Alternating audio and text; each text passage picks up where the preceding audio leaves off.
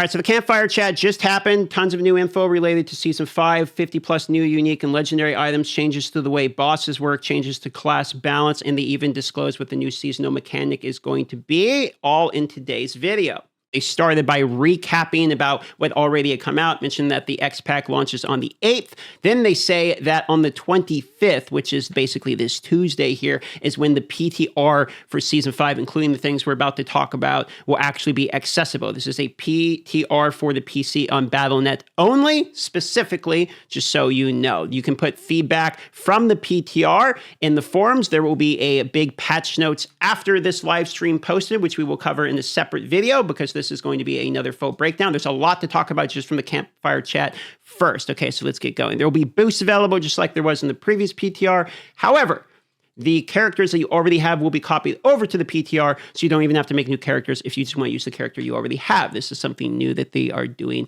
this time.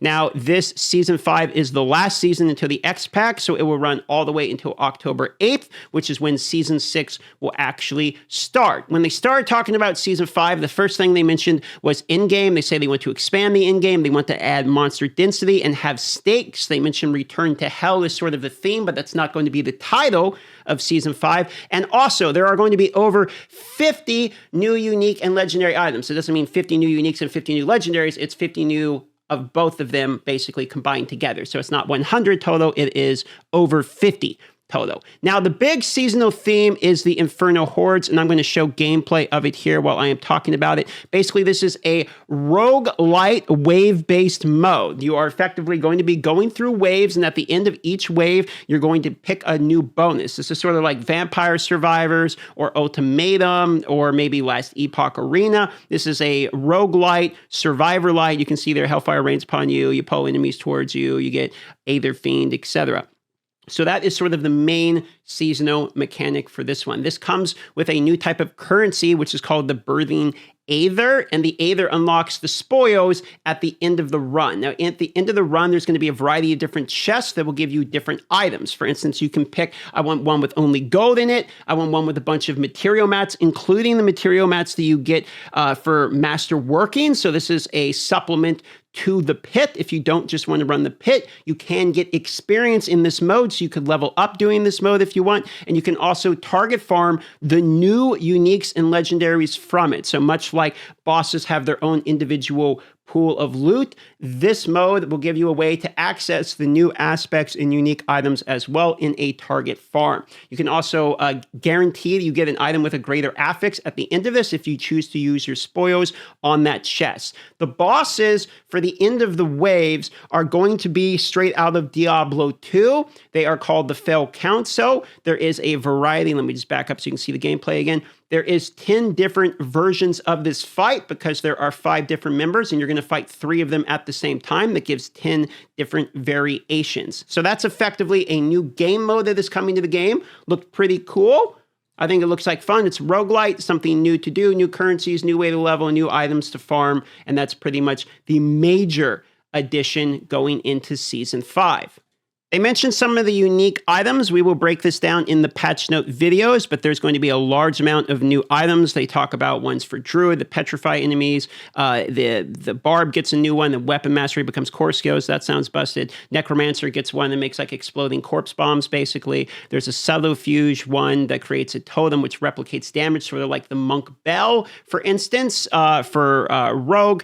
And then the Wizard gets a new one that makes where your Corskios fire Firebolt or Frostbolt or Spark, matching your last 2 non-core, dealing bonus damage. And then there's a new global one that's a pair of boots that does damage whenever you use a cooldown in like an AoE explosion. Looks like a good like a leveling pair of boots, for instance. Now, unique items and mythic items in class updates. Quality of life. You can now target farm unique items from Oboe vendors, Helltide chests, and Whisper caches. That means both Uber uniques as well as normal uniques can drop from these. Now, this might make you wonder, like the glitch back in the day where, okay, Wizard didn't have a unique helmet, so when you pulled a guaranteed unique helmet out of the Helltide chest, for instance, it would be an Uber unique. Well, they thought of that, so if you're trying to pick a chest that doesn't have a unique item for that slot of that class you're playing, it's going to give you a random unique is the way that's going to work. They say there's tons of updates to the items for unique items coming because they want it to be a powerful, exciting item that direct players players to build around it. They want to be easy to evaluate and use, and they want to be rarer chase items. So effectively, uniques are getting an update. We'll talk about that here in just a moment. They want players to build around the unique items, but they want you to build your own legendaries. So effectively, you get a legendary, you build it out to what you want it to be, but when you get the unique item, you're doing your build around it. That's something they mentioned, and they also want to move away from generic fit-all uniques that are not uber uniques, because people are calling out in the chat saying, but what about Shaco? It's a generic use all. They say specifically non-uber, or they call them mythic now, non-mythic uniques. They want to be able to be non-generic. They want them to be niche use, basically, for individual builds. Two big updates associated with this. They're increasing the upper power ranges of uniques and the stat affixes. They're going to add some stat affixes that are effectively like tempering stats. So for instance, they use the example of like additional projectiles is something that is very common on weapons, for instance. So if you use a unique, you would lose that. So they're like, well, you're not going to be able to temper uniques, but we'll add the stats that would be the tempering directly onto that unique itself as a stat affix. So expect a large amount of changes related to the uniques we have, as well as the uniques that are going to be added into the game around adding some of those affixes that are so important. Speaking of unique items, mythic items are now actually purple with a really cool beam. Here's an example of what it looks like. So now it is much more obvious when you get one, you won't miss it. They talk a bit about class updates multiple times through this Campfire Chat. They say that invulnerability skills are now going to start with their cooldown afterwards, so this way it doesn't pigeonhole them into builds later on into the future, aka rip the Immortal Sorceress, for instance. They're reducing monster CC, and you can actually use potions while CC'd now. So that's a pretty big change across the board. Now, when you're talking class updates, you're probably thinking about Barb OP. They basically said, we hear you. We know Druid and Sorks need some changes. Nothing major to announce right now, but the way they're going to be doing this going into the future is effectively using the mechanics of each of these individual classes. For instance, like Spirit Boons from Druid, the enchantments from Sorcerer. They're going to be using that as a way to try to buff the mechanic that they actually get. The way, Barb's mechanic is they get 4 weapons. So they're trying to find ways to actually match this. In the short term, it's just going to be standard buffs. We're actually going to talk about Druid here in just a moment, because they do talk about class balance some more further on down. They did show some of the new unique items. I'm not going to go through all of these, but basically Barbarian gets one for Steel Grasp and Maelstrom.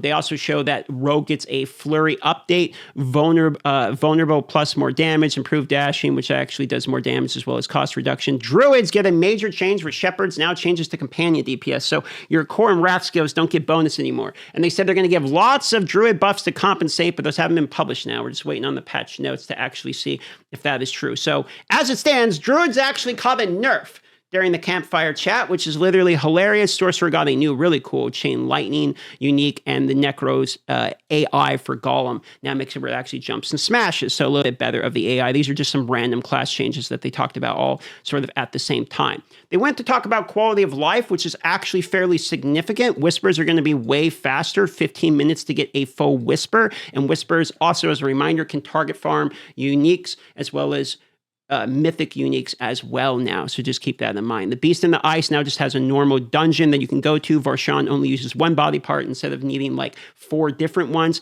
and you can resummon them without having to leave. So now you can just click on the button, summon them, kill Durio, summon them again, kill Durio. You're not going to have to run out of Uber Durio 15 times and reset it. You can just spam this. This is probably the one that made people spam W the most in the chat. People seem to really like that one. They reduced the amount of Baneful Hearts that are dropping. And then they actually, this was a conversation I'd had with a blind gentleman, shout out to TJ, about accessibility. And they, in the blind community, one of the major things that they actually ask for is navigation features. So they are adding more navigation features as well as more audio features for that community that there's a significant amount of players that are vision impaired that are playing Diablo 4 as well. So shout out to them. I'm sure they're actually pretty stoked about that, to be honest. And then moving forward here, tempering changes. They want an endpoint.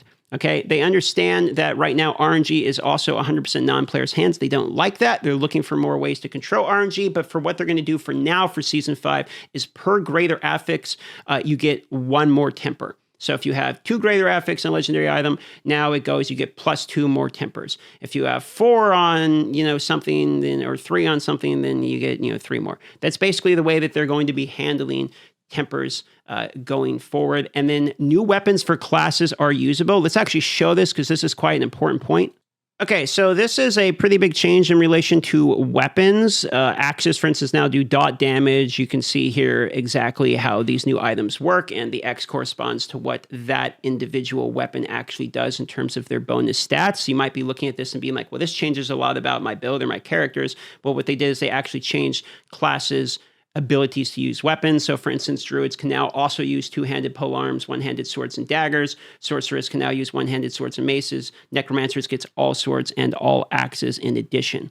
Now, pretty much almost everything mentioned here in this video will be playable on Tuesday, including the new seasonal mechanic, being able to check out some of the new items, etc. So that will be, again, on the 25th. You'll be able to play this for yourself right on Battle.net, but will not be on console. It doesn't sound like it's going to be on Steam, PC, Battle.net only, and this will run for 1 week from the 25th, and this new season is going to run all the way until October 8th, which is when the expansion is. So that's pretty much the breakdown of all the need-to-know stuff and the major highlight points that they talked about on the Campfire Chat. Subscribe if you want to, like if you want to. If not, don't worry about it, and have a great day.